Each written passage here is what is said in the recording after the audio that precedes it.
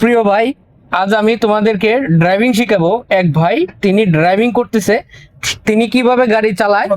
আর হ্যাঁ, প্রথমে ভেল লাগাবেন আর তারপরে আপনি সিট অ্যাডজাস্ট করে আপনি বসেছেন সুন্দরভাবে। এবার কি করবেন, লুকিং গ্লাসে তাকাবেন, তাই তো?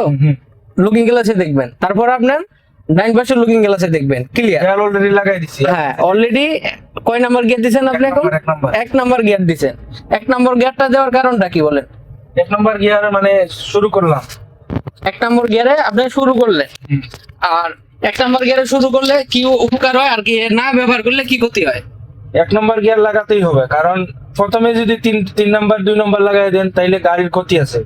অবশ্যই এক নম্বর গিয়ারে আস্তে আস্তে যাইবেন, পরে মিটার উঠবে 20-এ যখন উঠবে তখন আপনি গিয়ার চেঞ্জ করবেন। আচ্ছা, এই মিটার মাইল মিটার যখন 20-এ উঠবে, এই যে আমি 2 নম্বর গিয়ার লাগাইলাম। হ্যাঁ, এখন 2 নাম্বার দিলেন।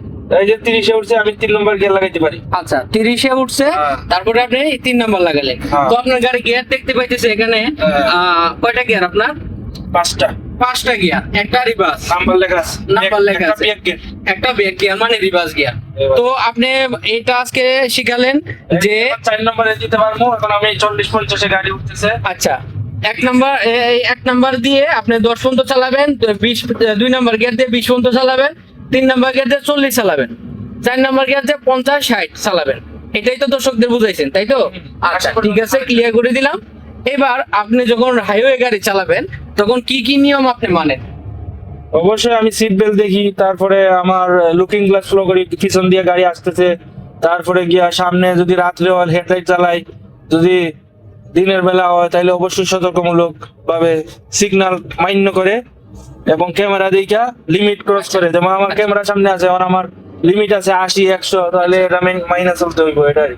আচ্ছা, তো আপনি বলতে চাইছেন যে রুট সাইন, ট্রাফিক সিগন্যাল, এই সমস্ত সবকিছু মেনে চলার নামই ড্রাইভার। আচ্ছা, তাহলে এখন আপনি দর্শকদের উদ্দেশ্যে কি বলতে চান যারা ছোট গাড়ি চালাইছে অথচ বাড়ি থেকে এসে ছোট গাড়ি চালাবে, তারা কি কি বিষয় মানলে অ্যাক্সিডেন্ট হবে না বা অন্য গাড়ি পিছে ধাক্কা লাগবে না, এই বিষয়ে যদি আপনি একটু বলে দেন। প্রথম আসার পরে সৌদি আরবে সব সিগন্যাল মানতে হবে, কারণ এগুলা অনেক রুলস মাইনা চলতে হয়, কারণ গ্রাম আছে। আচ্ছা, রোড ক্রস করতে হইব, রোডের নিয়ম কানুন মানতে হইব, সিগন্যাল মানতে হবে। আচ্ছা, তারপরে গিয়ে আবার সবকিছু ফলো রাখতে হবে, এটাই। আচ্ছা, তো আপনার থেকে আমরা কি শিখলাম যে রাস্তায় উঠে তাড়াহুড়া করা যাবে না, তাড়াহুড়া না করে সিগন্যাল দেখে এভাবে দেখেন, এই যে এক রোডে থেকে আমরা যখন আরেক রোডে উঠবো অবশ্যই সিগন্যাল দিতে হবে, অবশ্যই ইন্ডিকেটর ব্যবহার করব, সিগন্যাল তিনি এটা বোঝাতে চাইছে।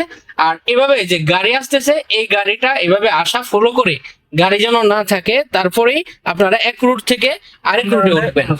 হ্যাঁ, এই যে দেখেন এই ছোট রোড থেকে কিন্তু বড় রুটে গাড়িটা উঠছে, এখন কিন্তু সে আগে ব্রেক করছে, স্লো করছে, তারপর ইন্ডিকেটর দিয়ে ডান বাম ক্লিয়ার, তারপরে কিন্তু সে রাস্তায় উঠছে। তো এভাবে যদি আমরা গাড়ি চালাই তাহলে সহজে আমরা গাড়ি চালাতে পারবো অচেনা দেশে অচেনা রোডে এসে। তো আশা করি আপনারা শিখতে পারছেন। যে ভাই শিখালো আপনাদের, ওনাকে ধন্যবাদ দিবেন, ভিডিওটা শেয়ার করবেন, লাইক কমেন্ট করবেন। ভালো থাকবেন, সুস্থ থাকবেন, আল্লাহ হাফেজ।